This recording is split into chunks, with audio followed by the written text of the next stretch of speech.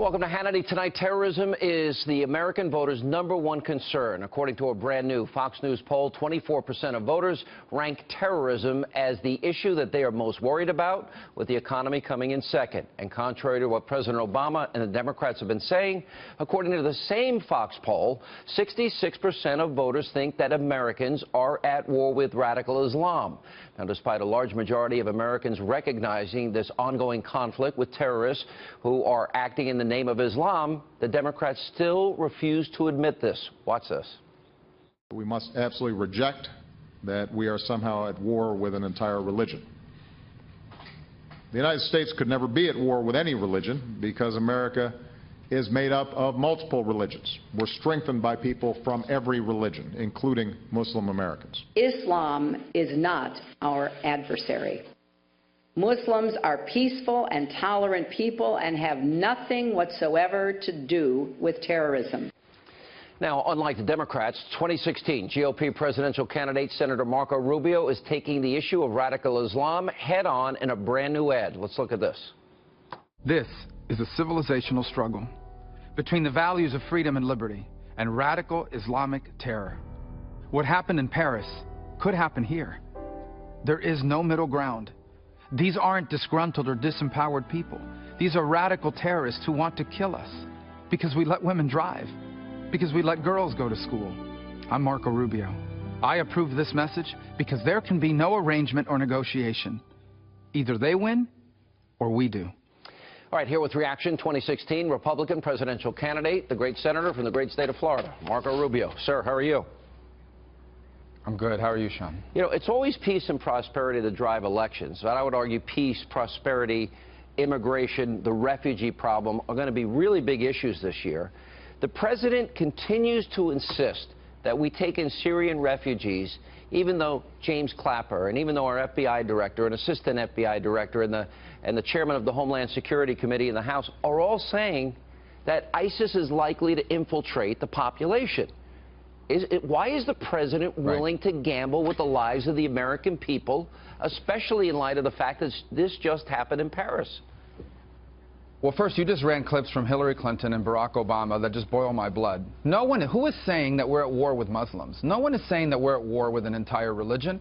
We're helping the Kurds. They're Muslims. We're trying to empower Sunnis on the ground to defeat ISIS. They're Muslims. We work very closely with Jordan and Egypt. They're Muslims. We are at war with radical jihadists who are motivated by their interpretation of Islam. And by the way, they consider Sunnis that don't agree with them as heretics. They consider all Shia as heretics. They consider, obviously, Christians and Jews as heretics. We are in a civilizational struggle between these radical lunatics who are motivated by their interpretation of their faith and our values of liberty and freedom and the opportunity for all. So there is this for the president to say... There is this conflict of cultures, and I think you're raising a good point. The DNC just came out with a new ad saying that equating Islam, all Muslims, with terrorists, and they actually quoted you in the ad, and they quoted four of your fellow GOP candidates. Your quote was the same as theirs. We are at war with radical Islam. That is not saying all Muslims. Right. It contradicts their own ad, but that's the false narrative, just like Republicans are racist, just like Republicans want to throw Granny over the cliff. Yeah, so one of the arguments I've made consistently is that ISIS needs to be defeated by a ground force that's made up primarily of Sunni Arabs, because these are Sunni Arab territories that they've taken hold of. We're working with them to defeat them. You know, the Egyptian military is someone we need to be working more closely with. They're a key part of the Camp David Accord security arrangements. They're Muslim, and they say that these guys are radical Islamists, because that is what they are. And it is important to identify who they are and what they're motivated by, because if you don't know what motivates, if you're not going to acknowledge what motivates your adversary, then you can't come up with a strategy to defeat them. They are not motivated by wanting to govern Syria and Iraq. They want to dominate the world. If the top security director in this country, our FBI director, assistant FBI director, our Homeland Security chairman, if all of these people are making the case that it's likely that ISIS will infiltrate the refugee population, I go back to my original question. Why would this president gamble with American lives? Why would he possibly do that?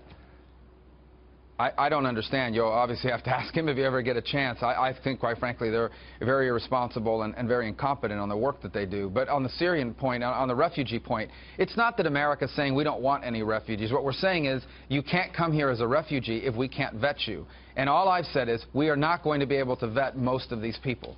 Now, common sense still applies. If it's a 6-year-old orphan, if it's a 90-year-old senior citizen, if it's a Chaldean priest from the Middle East, you can vet people like that. I mean, that's common sense. But if it's someone we know nothing about, there is no database. I don't care how many databases they run these names against. There is no reliable database for us to use to vet thousands of people coming from an unstable part of the world and where documents are often forged. And that's the point we've made repeatedly, is we know that we know for a fact that ISIS is seeking to use the refugee crisis as a way to infiltrate fighters into foreign countries. How could we possibly ignore that? All right, so if we look at the numbers, and we have 66% believe we are at war with radical Islamists, that's a pretty significant number. 67% of Americans oppose the president's refugee plan to bring Syrian refugees here. 65% of Americans don't think the president's aggressive enough. There was a poll by the Center for Research and Policy Studies. 13% of Syrian refugees have at least a somewhat positive view of ISIS. 50% of Democrats oppose the refugee crisis in the Fox poll. So my question is, how do Republicans stop this? I know he's the commander-in-chief, well, but Congress has the power of the purse. Can it be stopped? It can, and I think part of it is the funding mechanism that's used. You'd hate to use that because it would impact all refugees if you did it that way. The other is, for example, the House has taken measures to make it stricter in terms of the vetting process. It would require the FBI director and other agency heads to personally attest. But I don't have faith in that. What if they say based on what we know now? I don't have a lot of faith in that language. Yeah, but you know what? They're not even saying that. I mean, that's one of the reasons why they oppose it.